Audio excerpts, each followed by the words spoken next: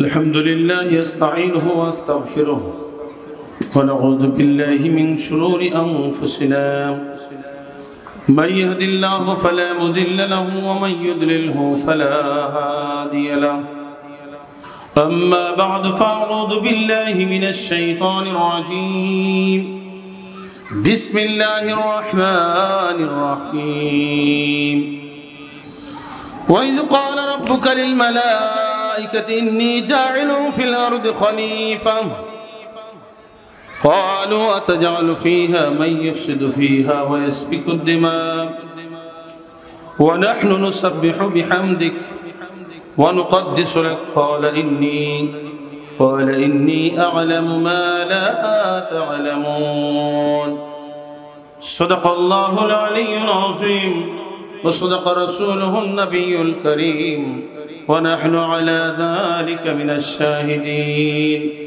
প্রাণ খুলে মহব্বতের সাথে জিকির করুন আল্লাহু আল্লাহ আল্লাহু আল্লাহু আল্লাহ আল্লাহু আল্লাহু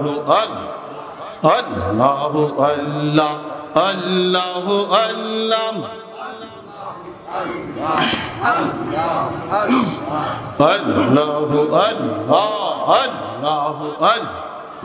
Allahu Allah Allahu Allahu Allahu Allahu Allah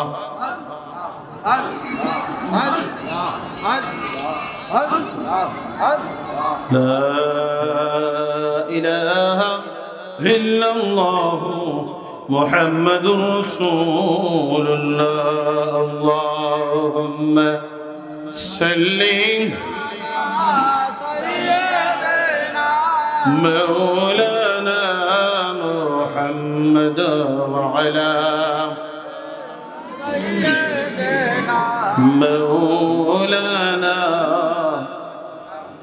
दिन का सूरज डूब रही है तुम लोगों की सामने दिन का सूरज डूब रही है तुम लोगों की सामने क्या जो अब है रोज हश्र में मुस्तफा के सामने अल्लाहुम्मा सल्ली सय्यदना मौलाना محمد وعلى سيدنا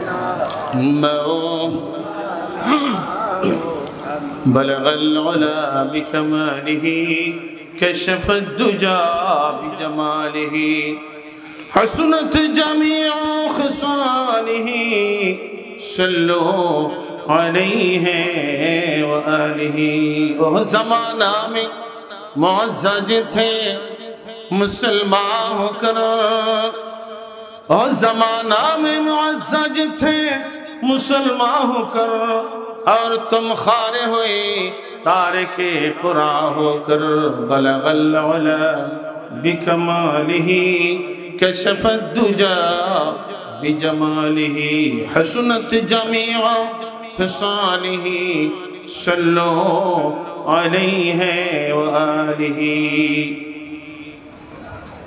नहमदुहु व नुसल्ली अला रसूलिल करीम अम्मा बाद पवित्र कुरान प्रचार ও ইলমে তাসাউফ শিক্ষা 3 দিন ব্যাপী মাহফিলের আজকে প্রথম দিন সোনার বাংলা সংসদ মাঠে আল্লাহ রাব্বুল আলামিন আমাদেরকে হাজির হওয়ার তৌফিক দান করেছেন এইজন্য আমরা বেজান্নে খুশি প্রাণ খুলে বলি আলহামদুলিল্লাহ আর একটু জোরে হবে আলহামদুলিল্লাহ ইতিমধ্যে আপনারা শ্রবণ করেছেন কোরআনের মাহফিলে হাজির হওয়ার ফজিলত মর্তবা সম্বন্ধে তো দুনিয়ার ভিতরে সর্বশ্রেষ্ঠ হচ্ছে ওই মাজলিস যেই মাজলিসে আল্লাহর কোরআন প্রচার করা হয় বলেন সুবহানাল্লাহ আল্লাহ পাকের কাছে সবচেয়ে দামি সবচেয়ে মর্যাদাবান মাজলিস কোন মাজলিস কোরআনের মাজলিস কোন মাজলিস কোরআনের মাজলিসে কোরআন প্রচারের মাহফিলে আমরা হাজির হতে পেরেছি আমরা বেজান না খুশি আরেকবার হবে আলহামদুলিল্লাহ প্রাণ খুলে বলেন আলহামদুলিল্লাহ তো মোহতারাম হাজিরিন দুনিয়া অস্থায়ী আখিরাত চিরস্থায়ী আমরা কেউ দুনিয়ার বুকে চিরদিন থাকবো না কথা ঠিক কিনা এই দুনিয়া ছেড়ে এমন এক জগতে যেতে হবে যে জগতের শুরু আছে কিন্তু শেষ নাই, সেই জগতের শান্তির জন্য, সেই জগতের মুক্তির জন্য আল্লাহ পাক দুইটা বিশেষ ব্যবস্থা নাজিল করেছেন। 104 খানা আসমানি কিতাব আল্লাহ পাক নিজে রচনা করে মানব জাতির হেদায়েতের জন্য প্রেরণ করেছেন। সর্বশ্রেষ্ঠ আসমানি কিতাব হচ্ছে কোরআন শরীফ। কোন কিতাব? আর আজকের মাহফিল কোরআন প্রচারের মাহফিল। আলহামদুলিল্লাহ, আল্লাহ পাকের আসমানি কিতাব আল্লাহর পক্ষ থেকে মানব জাতির হেদায়েতের জন্য এক বিশেষ ব্যবস্থা।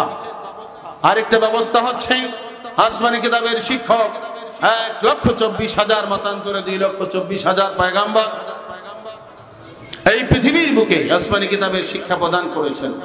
সর্বশেষ এবং সর্বশ্রেষ্ঠ পয়গাম্বর আমাদের নবী, দোজাহানের সর্দার সৈয়দুল মুরসালিন মুহাম্মদুর রাসূলুল্লাহ সাল্লাল্লাহু আলাইহি ওয়াসাল্লাম। বিশ্ব নবীর পর থেকে নিয়ে কিয়ামত পর্যন্ত আর কোন নতুন নবীর আগমন হবে না। বিশ্ব নবীর পর থেকে নিয়ে কিয়ামত পর্যন্ত থাকবে আল উলামা ওয়ারাসাতুল আম্বিয়া।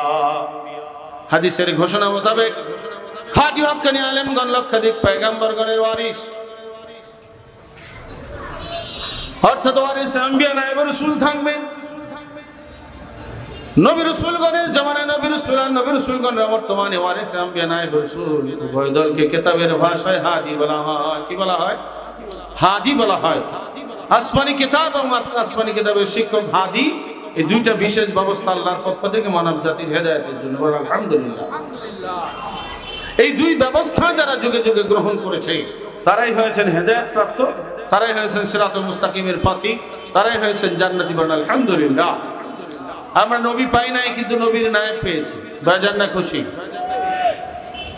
বর্তমান যুগের সর্বশ্রেষ্ঠ হাদি নায়েব রাসূল আমরা পেয়েছি এবং সেই নায়েব রাসূলের উস্তাদ ছিলেন মুজাদ্দিদ আজম আল্লামা হাতিম আলী রাহমাতুল্লাহ আলাইহি, যার উসিলায় পৃথিবীর বুকে আল্লাহ রাব্বুল আলামিন পুনর্জীবন দান করেছেন সত্যিকার পূর্ণাঙ্গ দিয়ে। মুজাদ্দিদ আজমের উসিলায় সত্যিকার ইলমে তাসাউফ আজকে এই পৃথিবীর মানুষ জানতে পেরেছে। মানুষ প্রথমত একটা ভুল ধারণার মধ্যে ছিল ইলমে কালাম, ইলমে তাসাউফ, এটা অনেকেরই ধারণা ছিল এটা মুস্তাহাব, কিন্তু মুজাদ্দিদ আজম রাহমাতুল্লাহ আলাইহি কোরআন কিতাবের দলিলের মাধ্যমে প্রমাণ করেছেন ইলমে তাসাউফ মুস্তাহাব নয়, বরং এটা ফরজ আইন, ফরজ। আলহামদুলিল্লাহ, আজকে এটা ফরজ আইন প্রমাণিত হয়েছে। সারা বিশ্বে ইলমে কালাম, ইলমে তাসাউফ আত্মশুদ্ধিকে ফরজ বলা হয়েছে। একসময় এটা মুস্তাহাব বলতো। এ ব্যাপারে বাহাস অনুষ্ঠিত হয়েছে, যুদ্ধ অনুষ্ঠিত হয়েছে। সম্ভবত এই মাঠেও মুজাদ্দিদ আজম রাহমাতুল্লাহ আলাইহি ইলমে তাসাউফ ফরজের পক্ষে ছিলেন এবং এর বিরোধী অনেক দল, অনেক লোক সংখ্যা ছিল। আল্লাহ পাক ইলমে তাসাউফকে ফরজের ব্যাপারে যে সারা বাংলাদেশ, সারা পৃথিবীতে একটা ভুল ধারণা ছিল, সেই ভুল ধারণা আল্লাহ পাক দূরীভূত করিয়েছেন। আলহামদুলিল্লাহ, এখন সাধারণত মুস্তাহাব বলতে শোনা যায় না, ফরজ স্বীকার করে। এটা ইলমে তাসাউফের বিজয় কিনা? আল্লাহু আকবার! আল্লাহ পাক ইলমে তাসাউফের বিজয় দান করেছেন। আলহামদুলিল্লাহ, মুজাদ্দিদ আজম রাহমাতুল্লাহ আলাইহির উসিলায় আমরা আরো কি কি জানতে পেরেছি, এই বিষয়গুলো আমাদের আলোচনায় থাকা দরকার।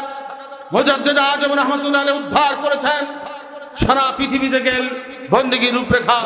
আজকে সারা পৃথিবীর মানুষ জানে বন্দেগী করতে হবে। বন্দেগীর জন্য আল্লাহ জিন মানুষ সৃষ্টি করেছেন, জানে কিনা? কিন্তু বন্দেগী যে 3 ভাগ, কয়জনে জানে? বন্দেগী 3 ভাগ এটা জানে? আল্লাহ পাক দয়া করে, মায়া করে, মেহেরবানি করে মুজাদ্দিদ আজম আল্লামা হাতিম আলী রাহমাতুল্লাহ আলাইহির উসিলায় জামানার নায়েব রাসূলের মাধ্যমে সেই বন্দেগীর রূপরেখার সন্ধান আমাদেরকে দিয়েছেন। আলহামদুলিল্লাহ, মুজাদ্দিদ আজম আল্লামা হাতিম আলী রাহমাতুল্লাহ আলাইহির উসিলায় আমরা জানতে পেরেছি তাবলীগের ভাগ বন্টন। এইভাবে ইহজগৎ হইতে পরজগতের দিকে 3টা রাস্তার বর্ণনা এইভাবে জানতে পেরেছি।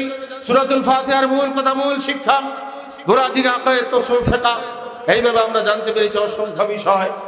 এই মুজাদ্দিদ আজম রাহমাতুল্লাহ আলাইহির উসিলায় আমরা জানতে পেরেছি, তা আমাদের জন্য অনেক বড় সৌভাগ্যবান। আলহামদুলিল্লাহ। আর মুজাদ্দিদ আজম কেন বলা হয়েছে?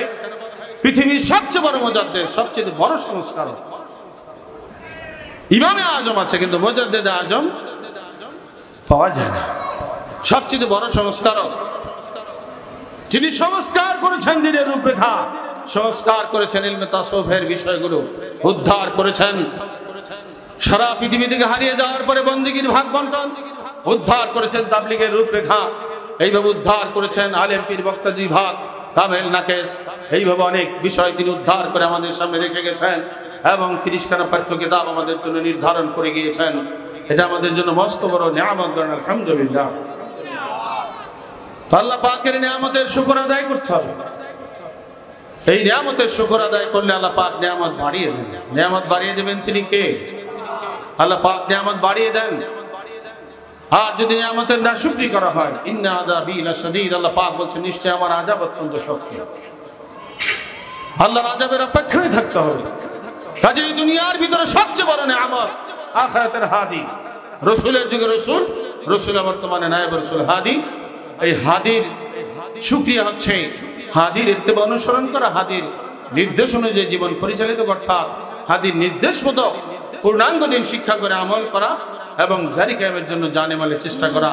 আল্লাহ পাক সকলকে তৌফিক দান করুন বলে আমিন।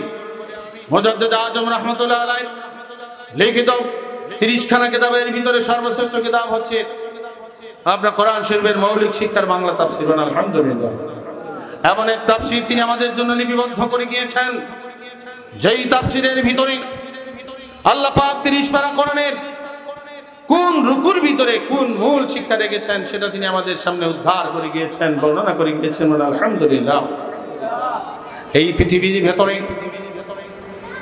2 লক্ষের উপরে তাফসীর বের হয়েছে।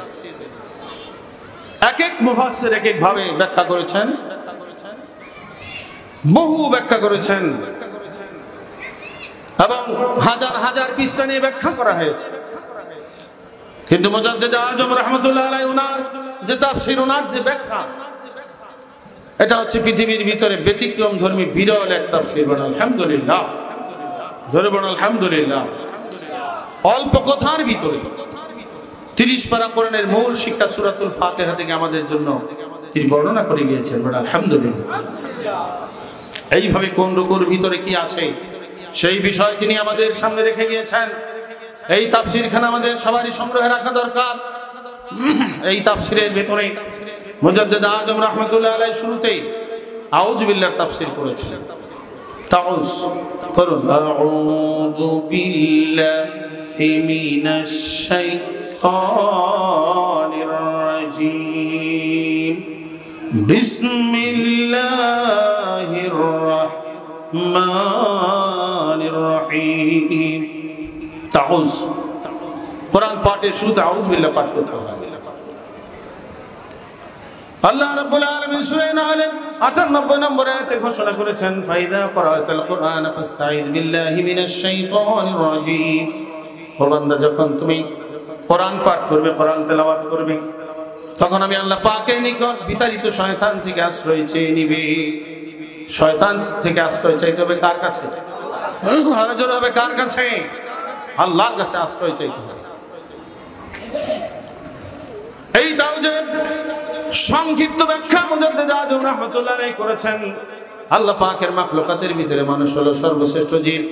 এই মানবের হেদায়েতের জন্য আল্লাহ পাক যুগে যুগে আসমানী কিতাব নাজিল করেছেন। সর্বশেষ এবং সর্বশ্রেষ্ঠ আসমানী কিতাব কোরআন মজিদ। এই কোরআন মজিদ শুধু হাফেজ সাহেবদের নাই পাঠ করতে বলেন নাই, বরং অর্থ জানতে এবং গবেষণা করতে আদেশ জানিয়ে দিয়েছেন। কোরআন মজিদের দিকে গবেষণার সহিত দৃষ্টিপাত করে দেখা যায় কোরআন পাঠের শুরুতে তাউজ দ্বারা এক সাবধান মানে শিক্ষা দান করেছেন। তাউজ দ্বারা এক সাবধান মানে শিক্ষা দান করেছেন। ধর্মের পথে চলতে গেলে বাধা দান করবে শয়তান। এই বাধা দিবে কে? শয়তান। এই বাধা হটাইতে না পারলে ধর্ম হাসিল হবে না। কোরআন পাঠের শেষ ভাগে সূরা নাস এক সাবধান মানে শিক্ষা দান করেছেন। ধর্মের পথে বাধা দানকারী শুধু জিন শয়তান নয়, বরং মানব শয়তানও আছে। দস্ত নাকিস दस्त शैतान नस्ते दाव जाके अंदर दाम तलबी चिस्तिराव चू बचाई लीसी आदम रो यहाँ पच बहर दस्त न बया दादुदास नर रूपी शैतान बहु दुनियाते आचे हाथ नहीं दाऊं जर तर्क से दुर्शिफ सल्लल्लाह मुहम्मद सल्लल्लाह सल्लल्लाहु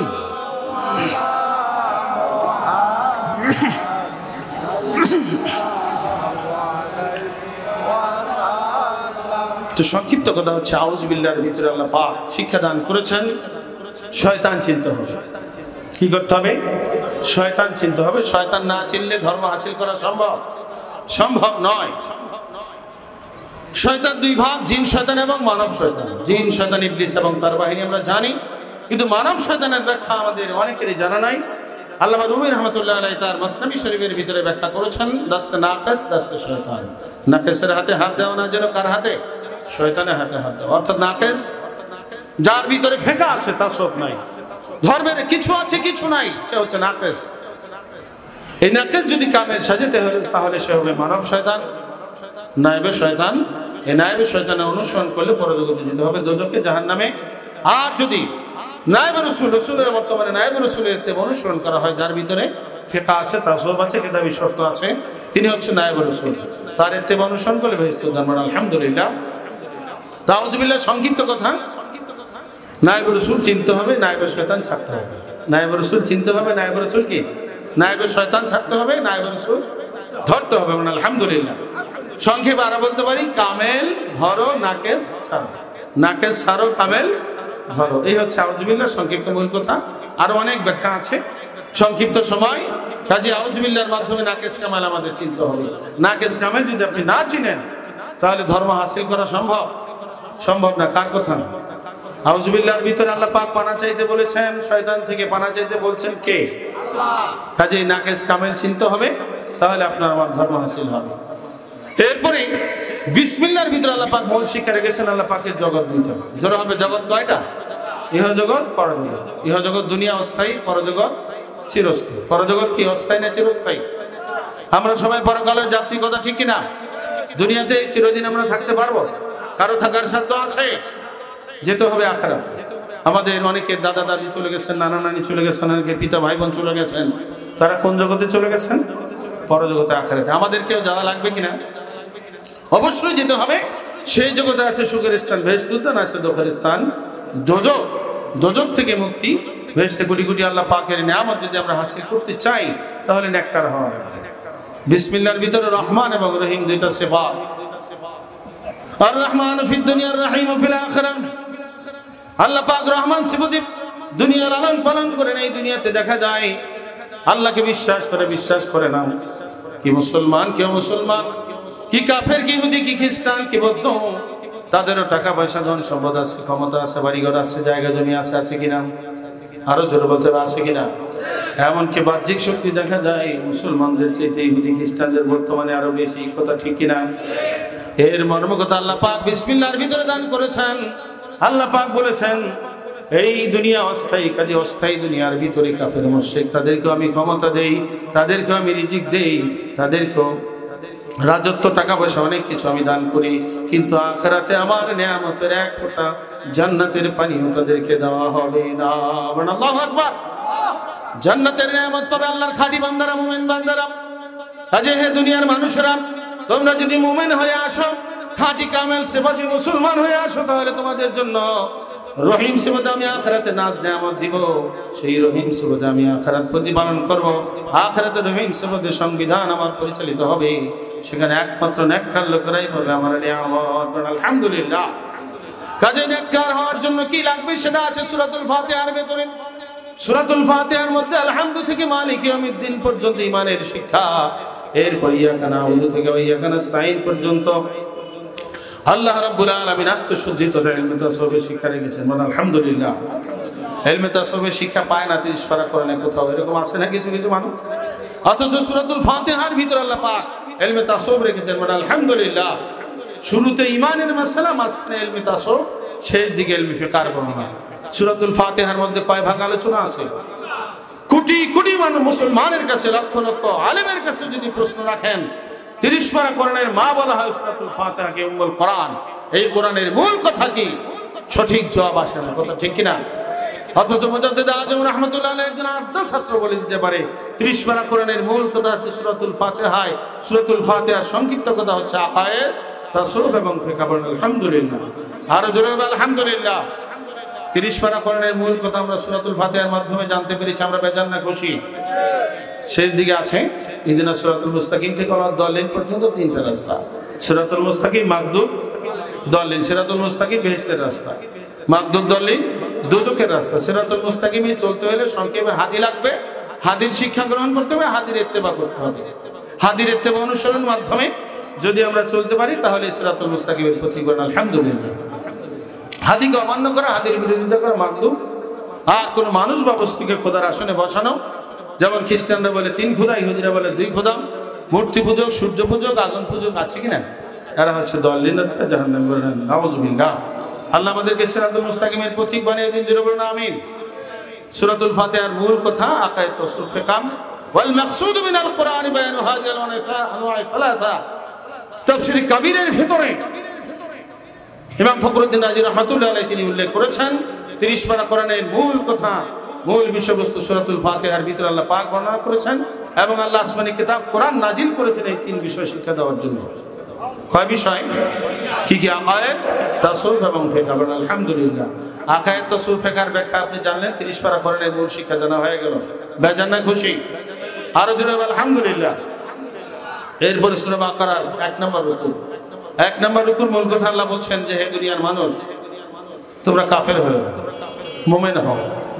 মুমিন হতে গিয়ে জাত মুমিন হয় না, বরং তোমরা সিফাতি মুমিন হও। সিফাতি মুমিন হওয়ার জন্য লাগবে 3 বন্দেগী। বন্দেগী কয় ভাগ? কি কি? রুহানি, জিসমানি, মালি বন্দেগী। আলহামদুলিল্লাহ। 3 বন্দেগী যারা করবে তারা হচ্ছে সিফাতি মুমিন। তাদেরকে আল্লাহ পাক বলছেন উলাইকা আলা হুদাম মির রাব্বিহিম ওয়া উলাইকা হুমুল মুফলিহুন। তারাই হবে তাদের প্রভুর পক্ষ থেকে, তারাই তাদের প্রভুর পক্ষ থেকে হেদায়েতের উপরে আছে, তারাই সফল কাম। আলহামদুলিল্লাহ। যারা 3 বন্দেগী করেছে তারা সফল কাম। কথা কার? হেদায়েতের উপরে আছে কারা? এই কথা মুমিনরা হেদায়েতের উপরে আছে, সেই কথা কার? আল্লাহ পাক বলেছেন তারাই হেদায়েতের উপরে এবং তারা সফল কাম, সাকসেসফুল। বলেন আলহামদুলিল্লাহ। সফল কাম হওয়ার জন্য 3 বন্দেগী লাগবে। কয় বন্দেগী? 3 বন্দেগী লাগবে। সূরাতুল ফাতিহার প্রথম রুকুর মূল কথা সিফাতি মুমিন হতে হবে, কাফের হওয়া যাবে না। দ্বিতীয় রুকুর মূল কথা হচ্ছে মুনাফিক হওয়া। মুনাফিক মুখে একরকম, অন্তরে আরেক রকম, এরকম মুনাফিকি স্বভাব আছে কিনা সেগুলো দূর করতে হবে, সেটা আমরা জানবো পরবর্তীতে ইনশাআল্লাহ। 3 নম্বর রুকুর মূল কথা আল্লাহর একত্ববাদ, বিশ্বনবীর রিসালাত।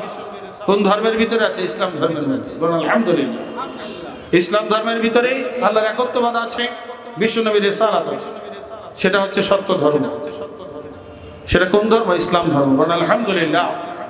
কিন্তু হাদিসের ভবিষ্যৎবাণী শুনলে হৃদয় শিহরিয়ে ওঠে।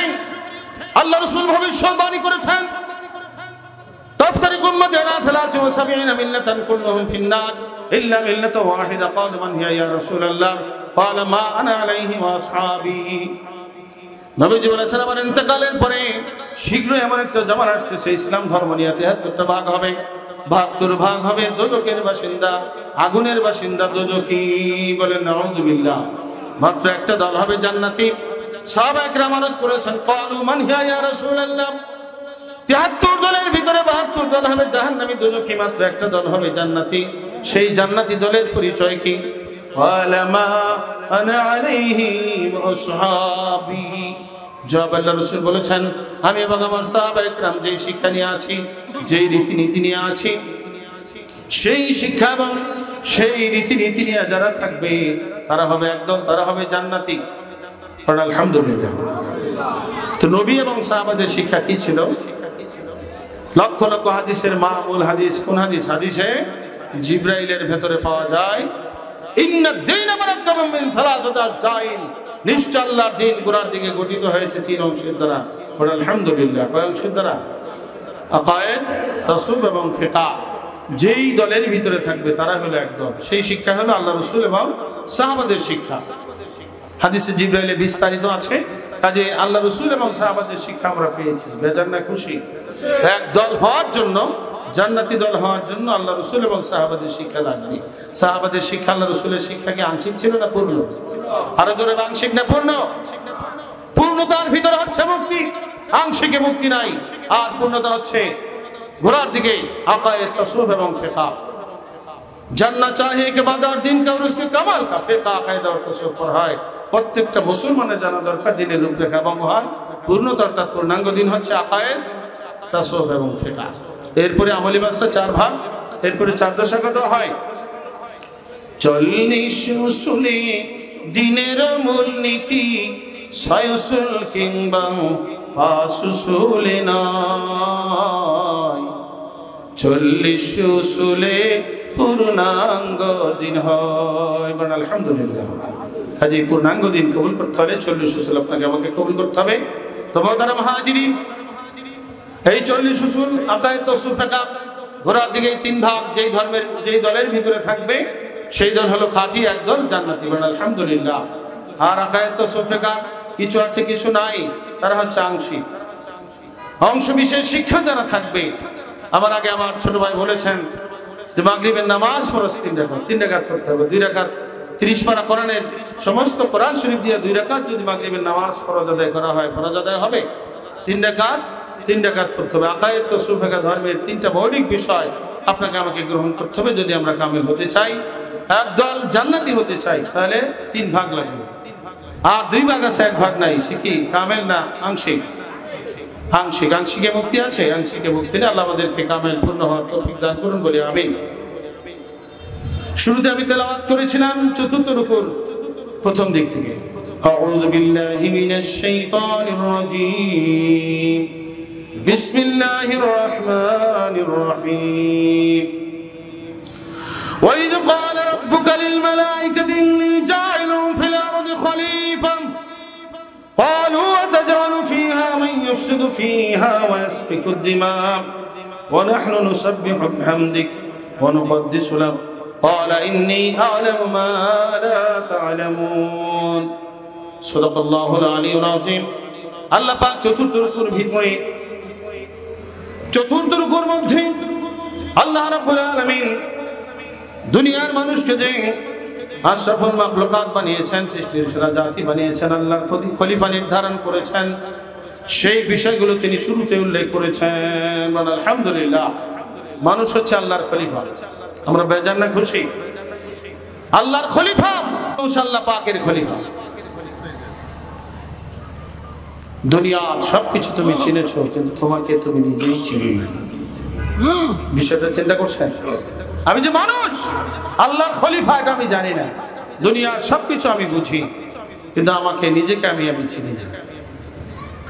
তো নিজেকে চিনতে হবে। আল্লাহ পাক খলিফা বানিয়েছেন মানুষকে।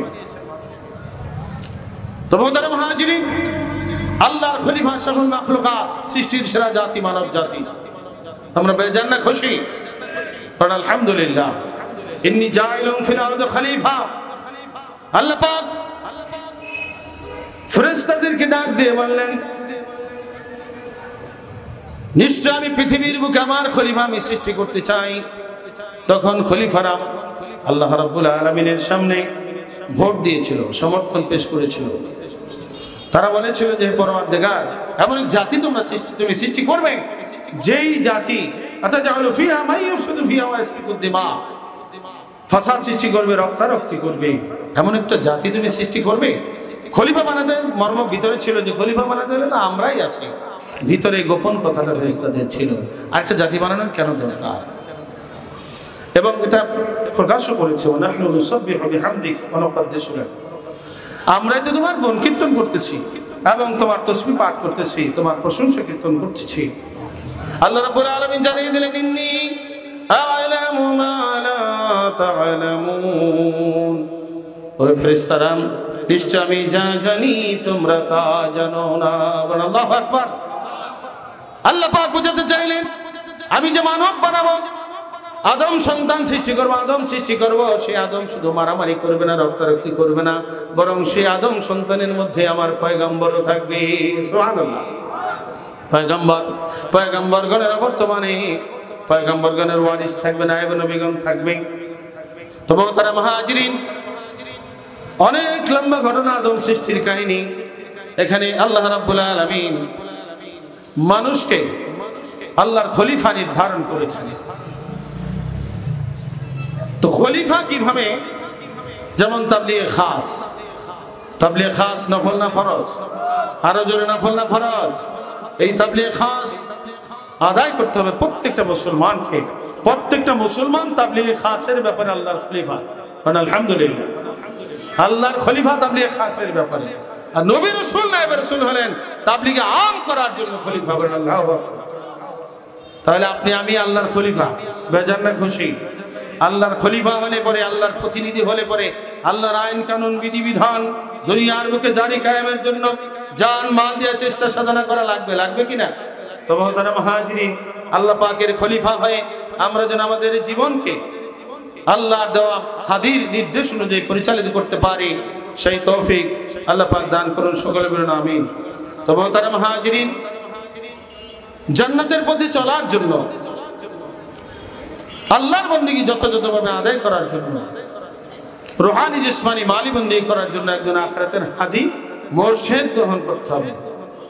মুর্শিদ ছাড়া, হাদি ছাড়া এই জান্নাতের পথে চলা কি সম্ভব?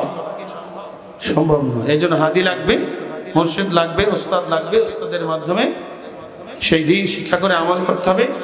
আল্লাহ পাক সকলকে তৌফিক দান করুন, সকল বলুন আমিন। হাদি ধরো পূর্ণ দিন শিখো, পাইলে বেহেশত ভবন। পড়ুন, হাদি ধরো তাসাউফ শিখো, পাইলে বেহেশত ভবন। হাদি না ধরিলে তোমার হইবে জাহান্নাম, হাদি না ধরিলে তোমার হইবে জাহান্নাম। আসসালামু আলাইকুম ওয়া রাহমাতুল্লাহ।